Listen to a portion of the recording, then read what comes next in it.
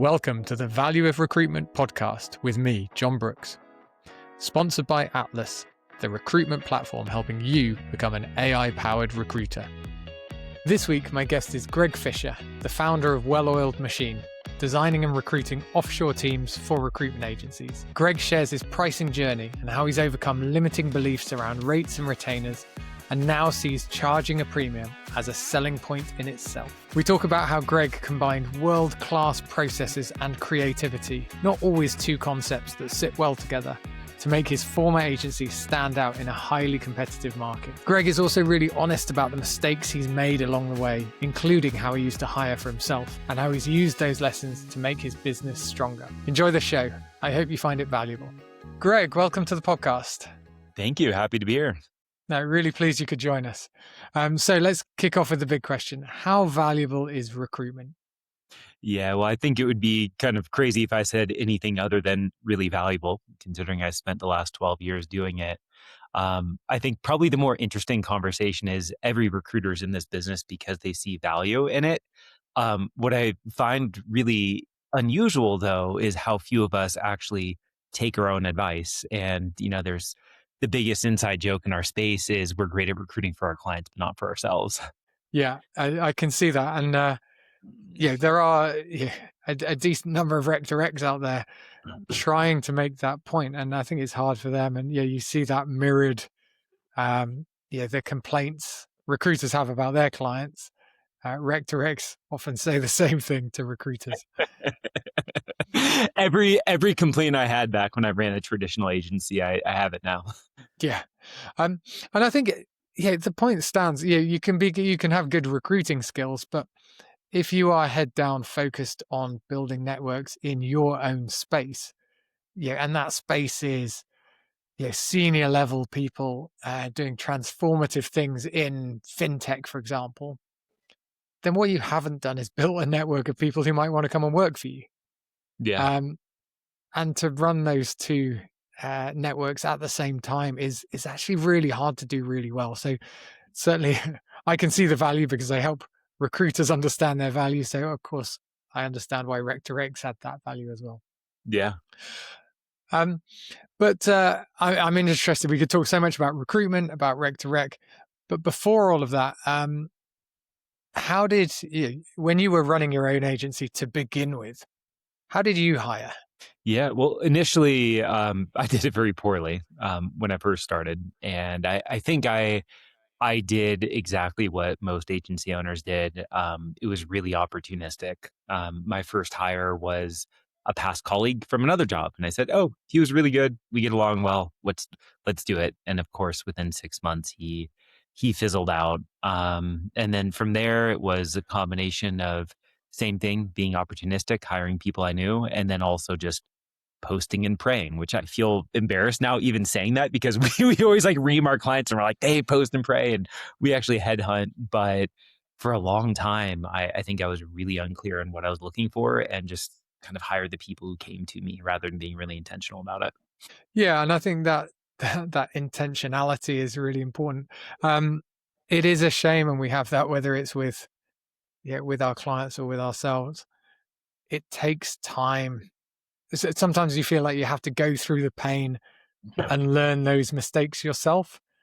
And of course, as recruiters, we want to say to our clients, you are going to go through some awful pain. Why not just trust me that this is important? But sometimes it does take time to learn that. Yeah. So how did you, what changed? When did the penny drop and when did you start thinking, hang on, we can do things differently? Yeah, well, interestingly, I think what started to change was our first 2 or 3 hires were total failures. And I knew I didn't want to be a recruiter forever. I wanted to scale an agency. And we started reflecting on what wasn't working and what had worked. And we didn't have any past experience with successful hires in recruitment. At the time, I was the only recruiter. I had done well. The primary owner, or the only owner at the time, he had made 3 or 4 hires that also didn't work. So we couldn't go back and say, well, what did work there before? But I looked back at my past job, which was running gyms for a large fitness chain here in the United States, 24-hour fitness. And I had had phenomenal success hiring personal trainers there. And just gym after gym that I had run, I had turned around probably 3 or 4 different teams. And interestingly, there, I never hired experienced personal trainers because most of them had a lot of the wrong habits established and were much harder to reform. What had happened is I had figured out 2 things. One, I'd figured out the core attributes that made a phenomenal personal trainer. And two, I got really, really good at training and coaching personal trainers and had a formula that worked. And we knew we had this system. We just had to go find a person with the right attributes and could plug them into that. So that's essentially what we looked to build at AMI Network, my last agency, is we said, let's go figure out the personality attributes that fit. Maybe some of the experience that would be helpful. And then let's go build a world-class training and development system and just build our own. And once we did that, I would say we went from, striking out our first 2 or 3 times to a point where probably somewhere around 70 or 80% of the hires we made stuck and did very well. Nice. And I'm guessing there you were looking for people who were moldable and who were open to training. Yeah, yeah. And like I look back to one of our top recruiters, Abby. She she was a 911 dispatcher. Like when you go and call for an emergency, she was the person who answered. And on paper, I remember I read her application 3 or 4 times and kept going, how on earth could she be a recruiter? And yet she was one of our best because she was super moldable and really hungry. And I think we had a really good system to plug her into. I love that idea. The idea that emergency responders are best suited to the recruitment industry. I'm sure there's something in there. I don't know if there's like a wealth of them there, but at least sample size 1 of 1, it was good.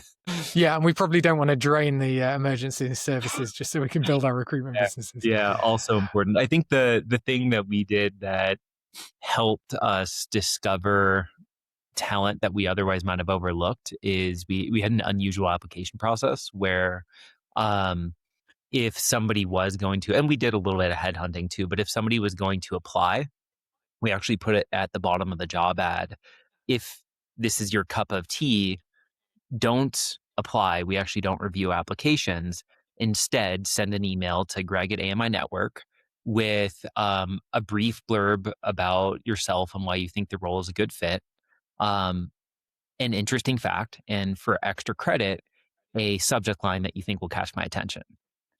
And that told us probably far more than an actual resume would about somebody. And Abby's a perfect example where I would have absolutely overlooked a traditional application, but her email just screamed at me.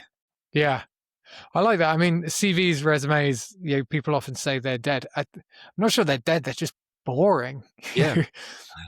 Even if recruitment professionals reviewing them, we can get stuck in them. And as you say, you don't think, wow, this person jumps out at me. There's something here. So I like that idea of, in your job ads standing out. And that is so crucial. Like the question I ask a lot of people, how do you stand out? So that little quirky job ad, that was obviously something, but how else did you get your agency to stand out? What else were you doing differently? From a recruitment standpoint or otherwise? Well, recruitment standpoint, clearly there's something there and there's something interesting, but then how did that lead on to how did you run the whole agency differently? And and importantly, show your clients that you were different from other alternatives. Yeah. Well, I think part of it was really obsessing over our processes and becoming world class at whatever processes we had, mastering them, and then training our team to master them. So and it's, it's not something you can necessarily express to clients, but they'd see it in the results. So, I think about in this day and age, digital outreach is so crucial, right? And everybody, any strong candidate or potential client is getting dozens of in-mail and emails all the time.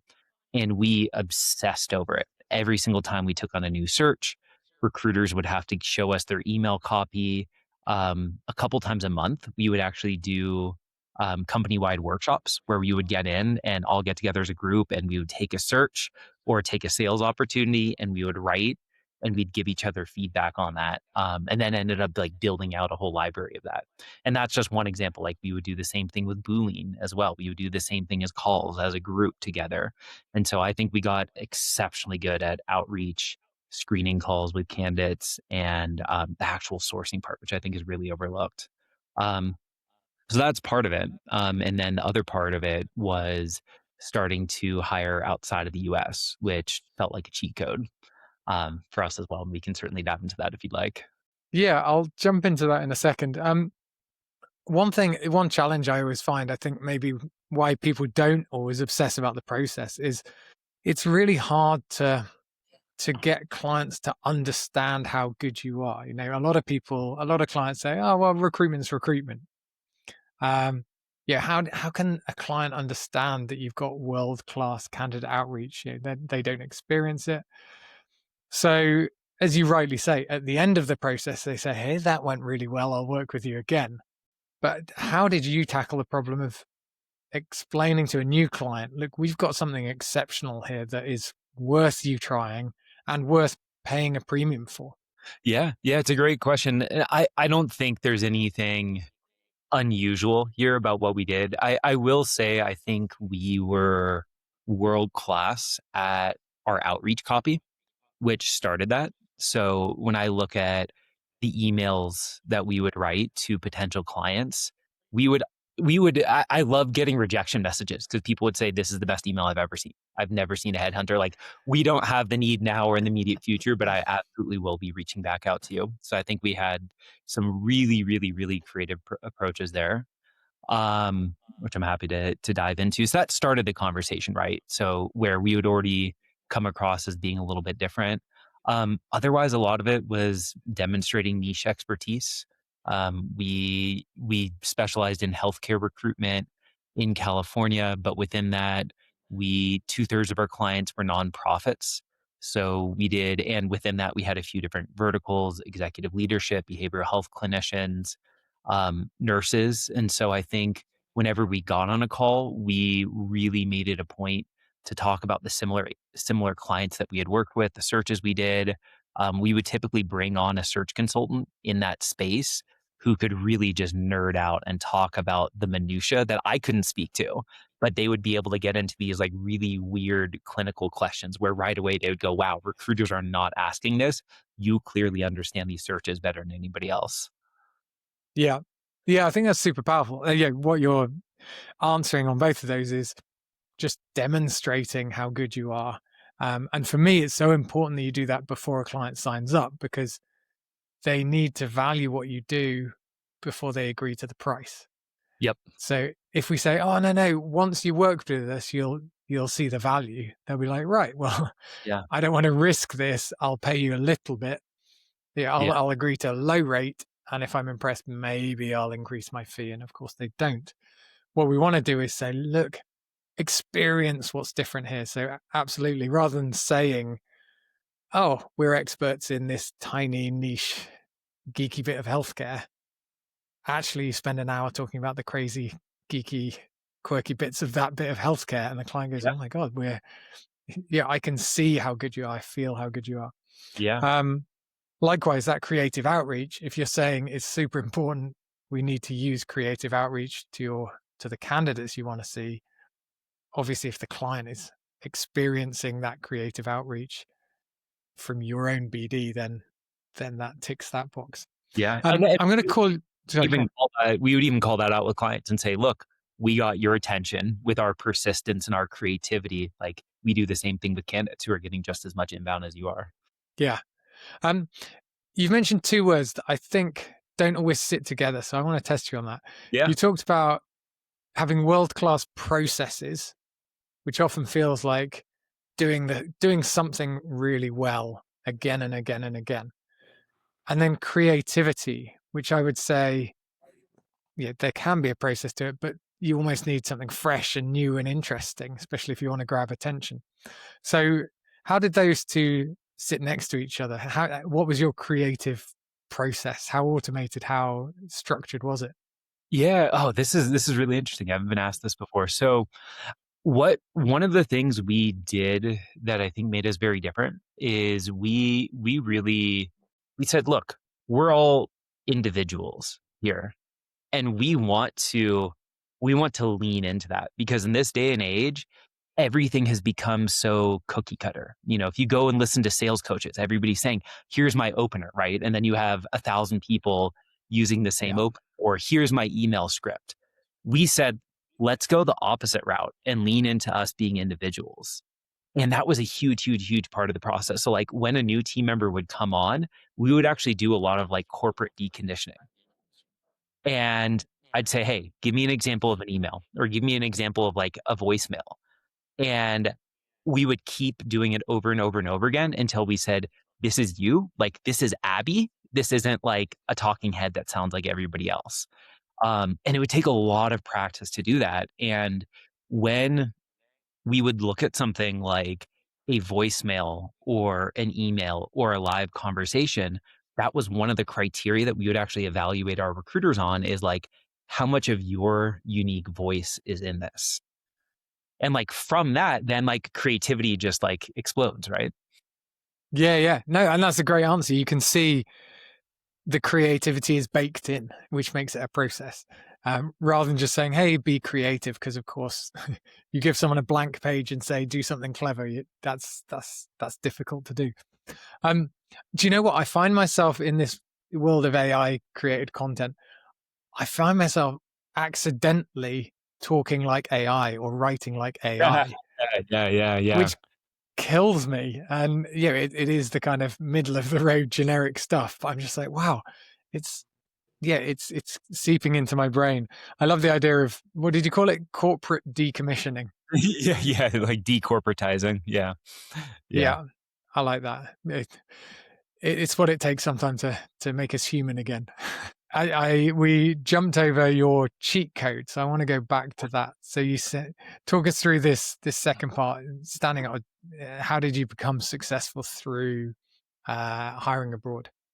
Yeah. So we were a 4 or 5 person agency doing about $1 million in permanent placements, and stuck in the typical founder's dilemma at that size, where we're trying to do everything and not doing a great job at any of it. So, I was the primary owner, was a little bit removed from the business. I'd become a minority owner, and I was doing all of our sales, doing the account management, running a small desk, managing our half desk recruiters, not doing any of it really well. The business was profitable. We lived in Los Angeles, which is really expensive. And so we didn't necessarily want to take a lot of profits out. And so we said, right now, the bottleneck in our business is getting more clients. I don't really have more time to go do that. We don't want to go hire a sales consultant and wait 6 months to hopefully start making a profit on that individual. So we were looking for creative ways to go. Um, we did an interesting recruitment workshop, and the guy running it said, "Hey, you should try this offshore thing. It's really good." Da da da. And so we did. We said, "Hey, let's go see if we can outsource the sourcing part of sales, going and finding companies, going and finding contacts." And we found this agency, and they're like, yeah, we know the healthcare space. And of course, we just found ourselves banging our heads against the wall. And like, they said they get it, but they didn't. And we spent more time trying to explain what we needed than it would have taken to do the work ourselves. And so we said, okay, it must have been the wrong agency. Let's try another one. And like rinse and repeat, the same problem happened. And then we said, okay, it must be a problem with agencies. Let's go hire somebody directly.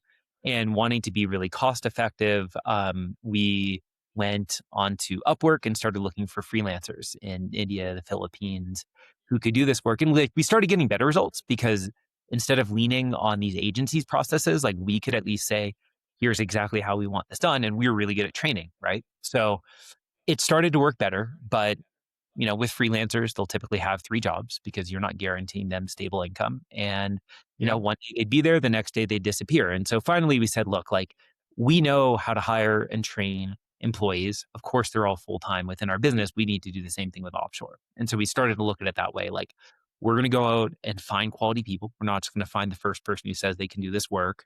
We're going to go interview 5, 10 people and be really, really critical. It's going to be a full-time job. We're going to invest in training and development coaching. And this took probably like years to arrive at that level of clarity. But once we did, things started to click. And we started to be able to outsource, hand off huge parts of our business. And so all of a sudden, I had a team that was doing all the research for me. And like we were at a point where we were almost like addicted to hiring outside of the US. We would just say, like, what are the biggest, wildest, craziest projects we could do at a fraction of the cost? And like we were at a point where literally there was not a healthcare opening in our niche posted on the internet that we didn't know about and hadn't already reached out to those hiring managers for, because we had people monitoring those constantly. And we were able to do crazy projects on the recruitment side. And this goes back to sales, where we would say, hey, we literally spent the time to comb the database of every licensed physician in California. I literally have access to 100% of the human beings who live locally and can do this job. Um, have any of your other recruitment firms taking the time to go do this work? And of course, the answer would be no. Yeah. Yeah. And again, if you want to stand out, that ties back into partly what you said about being world class, but actually that idea of geeking out, just being so obsessive.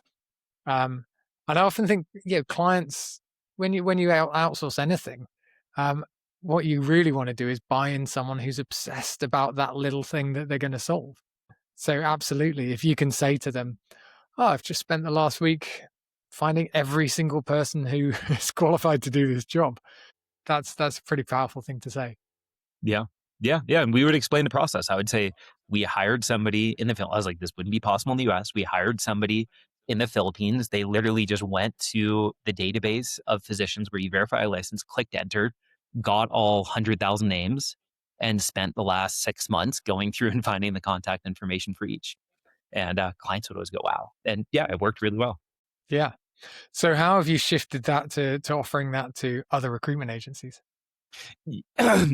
Yeah. So that really became a core part of our business. And within about 3 years of figuring that out, we went from $1 million agency to a $4 million agency. We went from a team of 5 to a team of 38.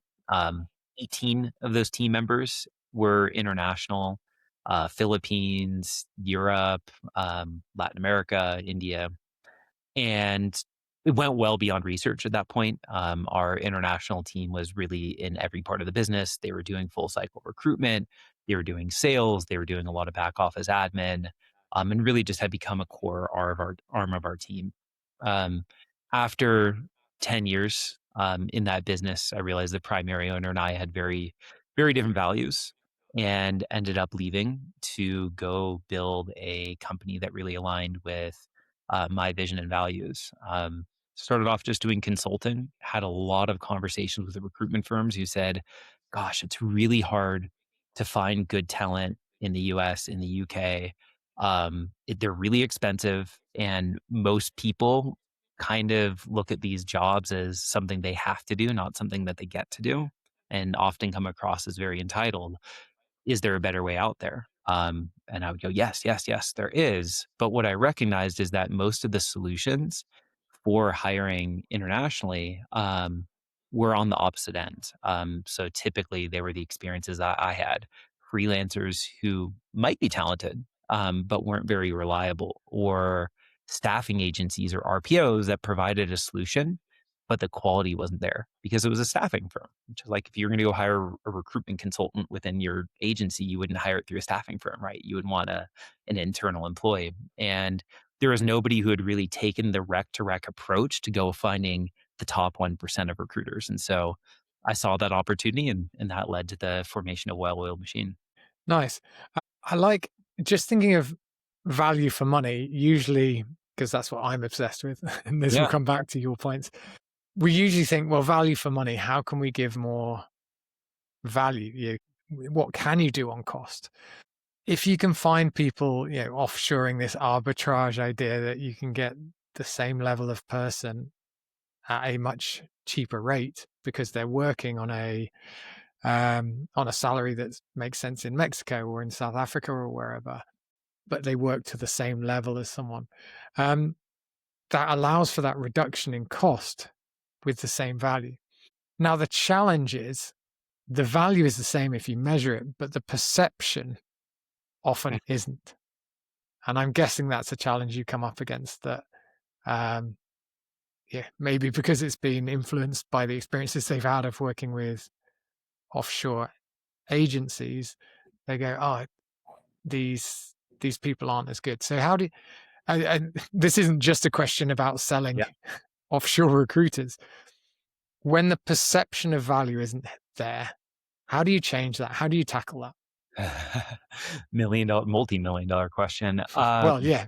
Yeah, and it's been really enlightening having these conversations with you and some of the past work we've done together. So, I think there is a really big gap here where the majority of providers have come in and said, we're going to sell offshore or nearshore recruiters based on cost. And we're going to provide the lowest cost solution. And we're going to provide people who can just barely do the job. And so the perception has been this is really cheap labor, but also it's just good enough work, not really high quality work. So you're right. There's been a very big gap in perception. And I've gone after it a couple of ways. One is through just personal brand and education, and I've gone all in on my LinkedIn and my LinkedIn content, and really using that as an educational platform, which has been really eye opening. I've had so many people reach out and go, "Whoa, I had no idea there were recruiters outside of the U.S. or the U.K. who are capable of producing this." So that's part of it. And then the other part is in live conversations. And something I had to shift in my sales process from my last agency to this one is doing more showing instead of telling. And so one of the core parts of our sales process now is live in the conversation saying, hey, Jon, you recruit finance professionals, accountants, etc. If you're up for it, I'd like to actually show you a recruiter based in Mexico who produced $400,000 last year in the US recruiting for these roles. I'd like to actually show you their profile, and not just their profile, but a 1-minute clip from our conversation so you can get a feel for their presentation. I think you'll be surprised with what you see. And then I'll actually show them that profile and that video live in the call. And then, of course, right after, I go, hey, what do you think? How do they compare to other international talent that you've seen? And they'll say, this is night and day different. And also say, how does it compare to people in the US? And half the time they're like, wow, this person speaks English better than my recruiters now. But that's been a core shift that we've done to demonstrate that. Yeah. And extrapolating from that, I think what everyone can learn is show, don't tell is just so important. Yeah. If we take your example, if you just go into someone who's got preconceived ideas and you say, no, you're wrong, and you're selling something to them, are they going to change their mind? I don't think so. You're going to have to be very good at selling and persuasion to change their mind on that. Whereas if you go and say, hey, look at this person and compare it to your previous experience, then it's literally experiential. They go, oh yeah, I've now experienced listening to a top quality recruiter in whichever country, and go, wow. And then you tell them how much they build and whatever else, and you say, that's really impressive. Yeah. And it would, Jon, this has been a core part of demonstrating the value that our candidates can contribute. I keep banging my head against the wall saying, well, why didn't I do this before? Because I think it works in all spaces to say, rather than talking about the candidates, let me show you somebody, rather than just showing you like a CV or a LinkedIn profile, let me show you a clip from the call. And maybe it even starts with one of the questions that I asked so that you even get a sense of how I vet candidates. I think these days, most recruiters are recording their conversations and you have all that stuff there. And I think there's a huge opportunity for probably all recruiters to integrate that into their sales process. Yeah, it's interesting. It feels like video CVs, sharing video interviews with clients kind of goes in and out of fashion. It felt like a bigger thing a few years ago. But a bit like you described how your journey in offshoring, just doing the basics, just following what the software tells you to do is not the same as taking a tool and embedding it in your way of doing things. Yep. So playing it back to your example, you said, oh, we'll go to an agency and get someone offshore. And guess what? It didn't work out because the agency wasn't very good at healthcare recruitment. and they perhaps hadn't chosen the right people for that. Whereas if you say, hang on, we're going to commit to this, we're going to choose the right people and put it into your thing. Now, I think video tools, because it's software, not people, that's potentially a lot easier of saying, great, what do we want to achieve? When do we want to show our clients? I'd be interested in how many, I know lots of people send videos of potential candidates over to clients almost as BD. Mhm. But I wonder how many sit in a pitch, sit in a meeting and just pull the laptop out or share a screen and say, let me just pull someone up. Let me just show you and tell you that story. Yeah. Yeah, and to your point, John, I mean, I think it's simpler than saying I'm going to go out and build an entire team outside of the country that I reside in. But it's still something that we've had to be really intentional about, and because you have to go cultivate the clips, right? It's not like I'm going to go show you a whole video. It's I'm going to go find one snippet that I think is going to really highlight a candidate and get a client excited, which takes going through the transcripts and finding that, and then building out a library of that. And we actually have a big project right now to go get 50 profiles live on our website, to really have them ready to share and for potential clients to be able to just pop in and see as well. Yeah. And I guess like most of the time when you're speccing or MPCing, it's not that you're saying, I want to sell you this candidate particularly. The chances of hitting the nail on the head once are pretty hard. But Yeah. if you could say, would you like someone like this? The client could go, oh yeah, that's impressive. And again, rather than it being a dead CV or a resume, it's bringing someone to life. Yeah, I've found that's worked incredibly well for our business today is to reach out to a potential client and say, hey, I saw you're in this space.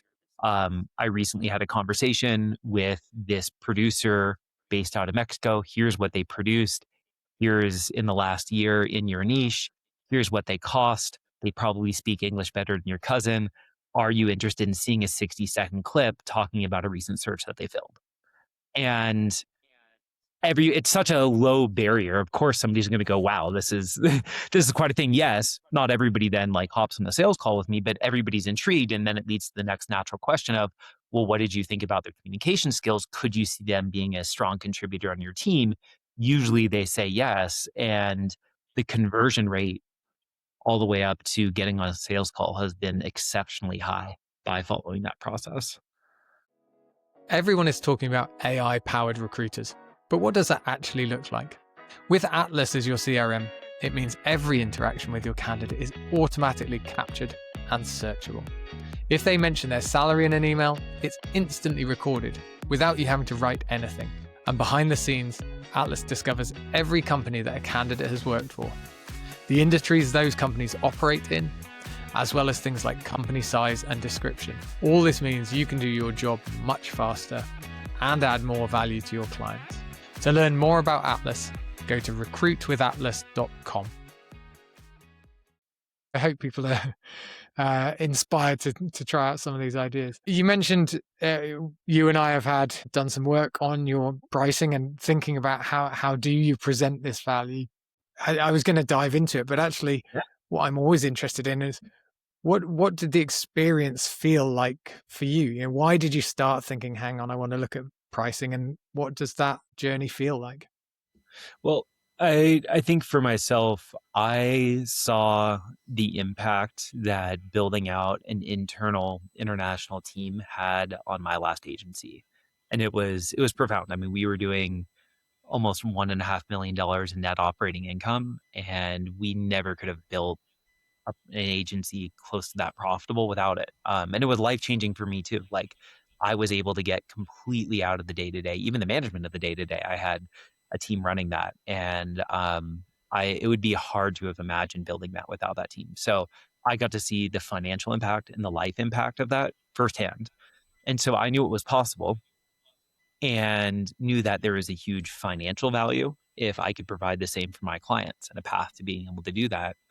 Um, However, when I was looking at my pricing, it was based on a traditional pricing structure as a percentage of salary, which meant that our average fee was, I think last year was probably $5,500.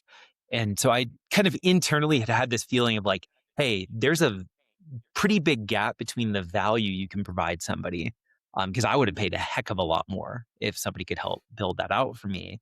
Um, and what I was charging. And so I had that sense, but really was struggling with how do I package that up? How do I demonstrate that? In part because the perception of the value being so much lower. And so that was the initial part of, hey, we should probably have a conversation. I think there's a better way to do this. Nice. And yeah, it's a really interesting one. Yeah, the percentage of salary is not perfect, but in general, it's been a pretty good pricing model for recruitment. Yeah. You know, salaries go up, so our fees go up. We don't have to renegotiate fees. We don't have to go back and say, "Oh, I'd like £11,000 or dollars this year. I charge you $10,000 last year." The percentage takes care of it. Where it doesn't work is actually when the client gets a really good deal on the cost of on the salary cost or the cost of pay. So I've experienced that before with part-time Yep. people or things like that. When you say, okay, well, yeah, we're going to charge a percentage. Oh, but this person's part-time. We're going to prorata it. Oh, hang on. You're We've like, hey, just wait, lost a huge fee. find a part-time employee than a full-time employee. Yeah. Yeah. Exactly. I mean, there's fewer of them. You have to get the days right of the part-timing. So yeah, you really lose the value of the service you're providing. Yeah. So it's important to know when a pricing model doesn't work for you, which obviously it didn't in that case. What surprised you most about looking at your pricing and just thinking about it? Yeah. And I think, one of the things that was helpful is I went through a very big pricing journey with my last company and really radically shifted that within our direct hire business. And we also got into the RPO business, where I think the model is often less clear. There's a lot of different ways to do it. So it was nice Yeah. having we had a bit of context with that, and we can certainly dive into that journey too. Um, I think what really struck me when we spoke was the way that you positioned the value that I added, um, and then using that to determine the right price. And so I think what sat down, and I'm paraphrasing the conversation, but you basically said if you found somebody in the US who was a good recruiter and they had a $60,000 base salary and they were capable of producing $400,000 a year in revenue, what would a typical rec to rec agency charge? And I mean, for me, that's actually a search that I would do. And so I would say, well, typically 25% of base salary. So in that case, you're looking at about $15,000. And there's not everybody's willing to pay that, but there are plenty of agencies that say $15,000 to get a 400K producer. Sign me up. And then you said, okay, Yeah. now what if you went to Latin America and found a $400,000 producer? First of all, what would they cost? And my answer was in base salary, they'd be costing about half that, probably closer to $30,000. And then you said, now what's your fee? And at the time, it would have been about $8,000. And what you put together for me is you're saying, so wait, in your model, you're offering more value because you get the same revenue at a lower cost, but you're charging less. If anything, you should be charging more. And that really just like hit me like freight train. Yeah, I think it's a really good example of we can over focus on our bit of the chain. So like, okay, so the fee, if we can get the fee down from $15,000 to $8,000, brilliant. We're doing a good thing for our clients. But yeah, you zoom out a level and you're like, hang on, we've just halved the annual salary that this client is going to be paying out. So as you say, you could almost, we haven't done that, but you could almost package that up as an additional service and say, hey, I'm going to save you money on on the salaries you're paying out, and I'm going to charge you for it. Yeah. Yeah. So you talked about you had a pricing journey with your previous agency. So talk us through that again. Where did that come from and where did that take you to? Yeah. I think a lot of agencies probably have a similar experience. So we were working in the US market. So I think context is important for the numbers I share. So we started off fully contingent search firm. We said, gosh, it's going to be hard to convince anybody to work with us. We want to remove any barriers to entry. We were working in the healthcare space, which in California, which is a very competitive, very, very, very competitive market. And so we said, we're going to our fee that we're going to go in with is 20% contingent. That's it. Make it really easy. Money back guarantee we had on that too, for a replacement. And we were happy to get that. Like we would often do less. It could be probably as low as 15%. And I remember going to my boss one day, eventually business partner, and I became an owner, and saying, "Hey, I got a new contract. I got a full fee." He's like, "Wow, a whole 20%." Um, and that's where we started. And what we started to realize with time was that we were way off. And the big realization for us was when we went to our first workshop with a bunch of other agencies. We hadn't really met a lot of other agency owners before. And it was actually the same one where we found out about hiring outside of the US. And we started meeting other agency owners. And two things stood out to us. One, there were a lot, not everybody, but a lot of other agencies who were charging way more and were charging money up front and getting it, some in our space. And then the other thing is we realized that we were probably better than a lot of them. And there's a bit of arrogance there, but when we actually talked about processes, we found very quickly, like, a lot of people coming to us and being like, "Whoa, I haven't heard of this idea or this process. Like, tell me more about this." And we were like, okay, if these people who have higher prices are coming to us, like, we are way off on the value side. And that was like the first indicator. And I'm happy to get into like some of the changes that came along the way, but that was the first wake up call for us, that led to us starting to go way up market with the rates. Yeah. So, well, two things there. I think the mindset is just huge here. So you said you were happy with what you now consider to be a low rate, and you thought it was normal to do contingent. So talk us through your mindset change on the rate you were charging and whether you got into retainers. Yeah. So as soon as we had this wake up call of going, there are agencies that offer the same, if not less value, and are able to get more. That told us that there was a limiting belief there, and that there's an opportunity to change this. And so we just made a decision to say we're going to start charging more. And that was it. And we made a commitment that year. It was around the turn of the year. We said we're going to make a commitment this year to start increasing our percentages. And we were still mostly contingent at that time, but started just going in at 25%. And, the first time I said it, I was terrified about how the person would respond. And they're like, okay. Like, and I don't remember if I got the first one I pitched, but they didn't bite my head off. And that told me, like, oh, okay, like there are some. And then we started leaning into that a lot more. And I'm a big believer in Danny Cahill and a lot of the work that he does, and had gone to a couple workshops. And something I took away from one of his workshops around this time also was using your price as a selling point. And I think as we started to realize how good we were as recruiters, we said, like, let's lean into this and actually use it as a distinguishing factor. And so we started to really push strongly for 25% or even 25% plus, and for requiring money up front. And when people would balk at that, we would even often get out in front of it and just say, yes, we charge more than probably most of the recruiters you're talking to, but that's because we offer a premium service. And like, if you're just looking to save money here, we're not the agency for you. We're happy to recommend some. And I was expecting our closing to percentage to go down. And if anything, it stayed the same or even like ticked up a hair. Yeah. There's a very famous beer advert in the UK, and the tagline was reassuringly expensive. Yeah, love that. And yeah, it's like, it's not even a particularly expensive beer, but they have a premium on it. There's a real price value paradox that it's a human thing, so it works across every industry. If something is sold cheaply, we make the connection that it's cheap, even if it's good. So something good but cheap, we tend to believe it can't be good. So in effect, price is, of course, a measure of value, what someone's willing to pay for. But the price affects whether someone's willing to pay for the value and how they see the value. So it's incredibly circular.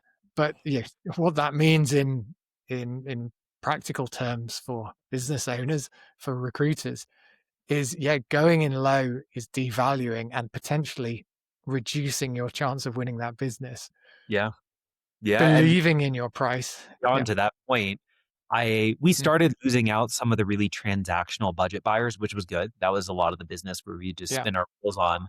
What was interesting is I had a number of conversations for more senior executive searches where they said, "Oh, I'm glad you're retained because if you were contingent, we wouldn't work with you. I only work with retained agencies. I know the difference in the value that they offer." Yeah. So, I mean, I always question how much clients really know about recruitment. But if their belief, if their perception is that good recruitment is done in this way, Yeah. it comes with a retainer and it's priced obviously at a higher level, then that's worth doing. Of course, you need to be able to justify it. Um, one thing I like is something you said that I just want to pick up on. You said you kind of led with it and opened and owned that your price was higher, but that got the client engaged. So the client asks you the question that really you want to be asked, which is, well, why? Why should I charge you more? Sorry, why should I pay you more? Yeah. And the answer, that's the exact question we want our clients to be asking because we have answers. But because they're the one asking the question, they're open, they're going to take in everything we're selling them. Whereas if you just go in and cold pitch someone and say, hey, we're great, we do this, we do this, we do this, I doubt the client's listening. Yeah. So it's fascinating that a high price can get people's attention and give you that opportunity. Yeah. Yeah. Love it. Well, I'm going to zoom out of price for a bit because otherwise I'll just keep going further and further down into that rabbit hole. You've obviously seen recruitment as a recruitment agency owner, and now you support recruitment agencies with recruitment. So I'd say you'd know a fair bit about recruitment. Yeah. As an industry, how can we make recruitment more valuable? How can we work on this idea of value in what we do? I think in my mind, it's becoming more of consultants rather than providers of talent, which usually requires living in a very small niche, or at least having individual consultants within your practice living within a really small niche. And I think today this actually goes back to our conversation when we were talking about the value we add for ourselves, is really being able to add more than just the candidate. Because at the end of the day, they're not they're not trying to solve for how do I get more people to interview or how do I get this job filled. It's all about getting a high performer who's going to stay. That's what they're really looking for. And part of that is the delivery of candidates, but part of it is the education. So like a perfect example of what that can look like is like I would think about my last agency as an example. We would give guidance on job title, for instance, and be very clear to say, I think you have this mistitled. If we position it like this, we're going to attract different candidates. Of course, pricing, and we did a lot of market research and published data on compensation, interview process. We would be the first to come in and say, here's how we think we need to rearrange your interview process to better attract people. We would do a lot of reporting after the fact to give information on why candidates were passing on the jobs. You would give hiring manager feedback when we would join an interview and like go to the HR team and say, here are ways you can coach your hiring managers to better sell the roles. Um, those are just a few different examples there. But I think when agencies start to see that, they go, wow, there's a lot more here than providing of candidates. And it's worth it to pay more for too. Yeah, I like the idea that the theme that was kind of running through that is almost everything the client was doing wrong or had assumptions that weren't quite right. You were jumping in on that and you were saying, hang on, there's an opportunity here. We can educate you on salary. We can educate you on process. We can educate you on how the HR team can do their job better, helping the hiring managers do their job better. I think as recruiters, we often fall into the kind of people pleaser stereotype where we Yeah. want to be the supplier who always says yes to their client. But actually, to be a great consultant, you almost want to revel in the fact of saying, no, that's not right there. Obviously, you back it up by then saying, I have the right answer for you. I mean, the irony is the client will usually say, oh, I just made that salary up. Yeah. For Yeah. example. So I think I first heard it from Danny Cahill, but he said something along the lines of people respect you more when you challenge them. Yeah. And it stands to be true. Um, You challenge me quite a bit, right? And I have an immense amount of respect for you. yeah. Yeah. But yeah, I think it's hard. I was going to say it's hard to be an expert. It's hard to be a consultant. And yeah, I think I fall into the trap of people pleasing as well.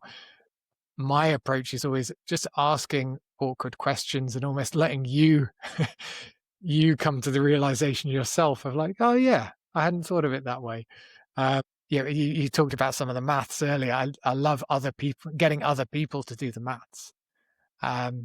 This is going off on a tangent, but a lot of recruiters have come up with calculators, things like cost of a bad hire. Some of them are good. Some of them are persuasive to their clients. The danger is you would say that response. Yeah. So if I created a calculator that told you how good it was to change your pricing with me, you'd be like, well, I'm going to take those numbers with a pinch of salt, or just ignore them. Whereas if I ask you some awkward questions and you go away and think about the numbers you're currently doing and think, well, yeah, what if I did change that? You're going to believe your own numbers in a way you kind of rightly shouldn't believe mine, because I'm in a position of selling to you. Yeah, that's a very valid point. I think also being willing to offer feedback that at first glance is counterproductive for myself. So like, I'll give a good example. Yesterday I was talking with a client who was making their first hire outside of the US, and they were talking through some concerns they had, and they said, well, you tell me, like, where should I set the bar for this? Like, is this person about what I should expect? Is this realistic? And right away I said, no, I don't think you should hire him. I think you should do better. Here's where I think you should set the bar, which was much higher than where he did, and literally made the search harder for myself. But truly, like that, I believe that is best for the client. And if I can maximize my value by raising their standard, even if it's going to take more work, that's going to come back to me in the long run and also help justify my rates. Yeah, exactly. And I think, you talked about it moving from transactional to consultative. If we're in the old transactional world, what you described there doesn't make sense. Yep. It's like, hey, get a placement, get another placement in. And we've been there, I think. But that's not where the best recruitment agencies are aiming for. And that's not where the best recruiters are going.